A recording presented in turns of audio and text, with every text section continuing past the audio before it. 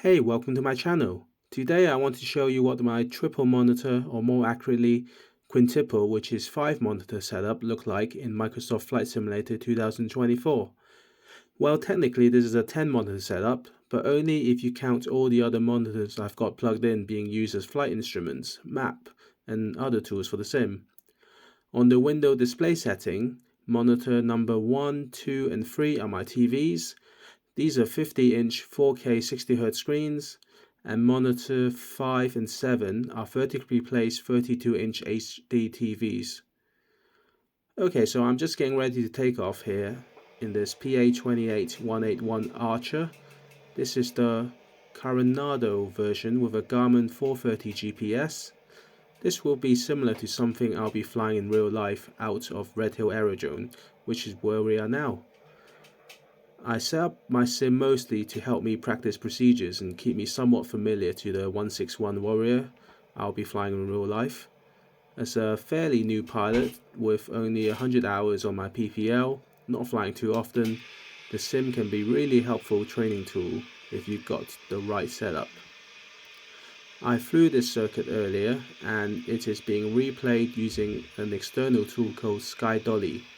It is a nice little tool I use for recording and redoing landing practices in the sim. The tool basically remembers where the plane is and puts the plane there continuously, but it doesn't remember the inputs like aileron, flaps and power settings, so it can look a little different when looking at the instruments or from the outside, as you'll see later. So I'm not actually touching the controls right now, as I'm just using my phone to record a video replay. I'll go into details about the flight sim settings and all the different screens I've got attached towards the end of the video. As you can see a bit earlier, I'm using the Honeycomb Alpha Yoke with Bravo throttle quadrant and the Logitechradio pedals. I set the landing gear knob on the Bravo to use as the carburetor heat because I needed a big knob for this and my plane got a fixed landing gear anyway. I use a software called SpadNext to reconfigure all my buttons. I also got some instruments on the 5 and 7-inch mini monitors in front of me. The artificial horizon is in front of me with the heading indicator below. The vertical speed indicator and engine RPM gauge is to the left of the radio stack, and the rest of the 6-packs and VOR and other stuff are all on the 7 Logitech FIPs. You can see the reflection of my phone on another 10-inch monitor attached to the right of the radio with Beyond ATC, SkyDolly and Intel PresentMon FPS counter running.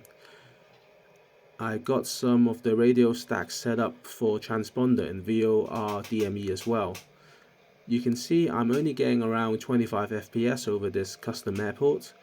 I can only really hit the high 30s when I'm a few 1,000 feet higher.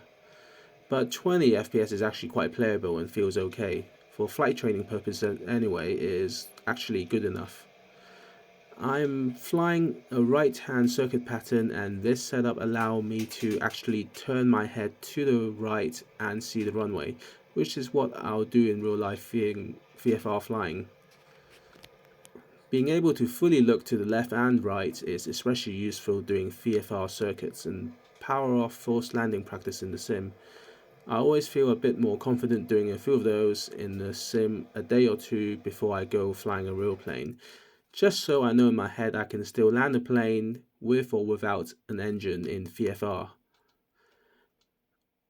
On this 13-inch monitor here, with little nav map running, which is basically a map and a flight path recorder. Sometimes I switch this off or just have some document or approach plate on the screen instead, because I got an Android tablet with SkyDemon which I could connect to the sim as a moving map, because that's what I'll be using in real life. As I'm about to turn right base, you can see the vertical 32-inch screen with the main 50-inch in front of me. The two 32-inch and the 50-inch in the front are running a stretch window, so the pixels are bigger than the two 50-inch I got either side running basically HD. But this works out okay because the two side TVs are physically closer to me, so the actual size of everything I see are relatively comparable. You can spend forever trying to get it perfect, but trust me, you'll never be able to do it in the sim. Not in the current version of MSFS 2024 anyway, because without independent zoom and adjustable field of view settings from more than one sitting position, well, technically you do have independent zoom if you just run window mode and stretch the monitor, but this really kills your performance even on a high-end PC. As I turn on to final, I'll finally talk about the Garmin 430 on the 5-inch mini screen in front of me. I reprogrammed the Logitech multi-panel behind it with all the buttons reconfigured and stuck a tiny screen in front of it. I then just pop out the 430 onto the screen. So as I line up for my landing, you can see from the PAPI lights, I'm a little high. Ideally you want 2 whites and 2 reds for the 3-degree glide path. If I was flying this PA-28, then I'll be easing off the power just a little while holding the yoke and trimming to keep 75 knots clean, or 70 knots with flaps all the way down towards the runway numbers. And as I pull back before hitting the numbers, I wait about a second before I close the throttle fully and then pull back a little more to flare and apply rudder to keep me lined up with the runway.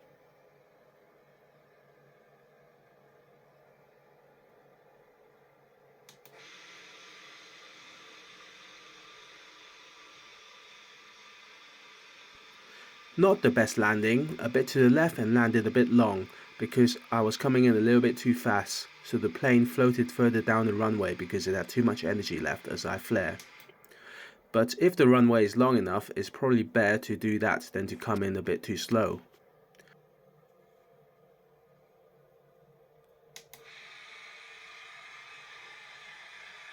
So I'm gonna firstly talk about the front 3 screens, which is the 50-inch set to 1080p and two 32-inch set to 720p. I highlighted some details, but the stretch screens works okay because the pixel size is similar enough. I am using DLSS quality with most of the other settings on high or medium. I use mid-level terrain level of details and object level of details. I can't do TLDO too low because with VFR flying and practice force landing, I really want to be able to see at least 10 miles around me. But if I set this too high, it can kill my frame rates even more.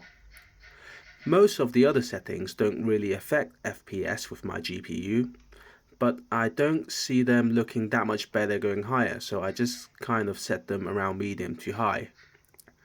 I also don't care about shadows too much and other settings further down, so those are set a bit lower. The 50-inch to the left and to the right of me are set to Full HD and almost at just under 80 degrees of offset. You can pretty much forget about 4K with this setup. The ideal setup to see 90 degrees with 3 screens will probably be going bigger, somewhere between 65 to 75 inch. Unfortunately, all my screens are different brand models, so I just have to adjust the colors and brightness until they look similar. Ideally, you want to use identical TVs, but mix and match does work out okay. Because I went super budget, almost every piece of hardware in this setup are second-hand eBay buys or Facebook Marketplace items, even the computer and the 4080 GPU. You can see when I'm on the ground, the FPS in this drone camera on sim pools, the FPS is quite low because it's rendering a huge area, but once in the cockpit and up in the air, it does get a bit higher. But even down in the low 20s, it looks and works okay for flight training. As I alt-tab, you can see all the stuff that are open or rendering on all the different screens. Each one of these will lower your FPS a bit, and everything together, this adds up to quite a lot. Now going to the back of my TV, I've got 20 port USB hub, another 8 port, and some USB to HDMIs that I plug my extra screens into. The USB hubs are connected to my PC onto a USB 4 and USB 3 ports. Lastly, I'll talk about the PC itself. It's pretty much the most you can get out of the AMD Zen 3 generation, or the best you can buy back in the summer of 2022. This 5800X3D with a 4080 combo should still be considered pretty high-end in 2025. I don't think the 64GB RAM give you any more FPS than when I had 32GB, but I do think the 1% lows are better, and you will get less stutter. Not that stutter was that frequent before with the 32GB, but it's like extra insurance against stutters, just when your system needs a little bit more RAM in a rare situation. Anyway, thanks for watching, and if you found this video useful, then do give it a thumbs up. And until next time, fly safe and have a wonderful day.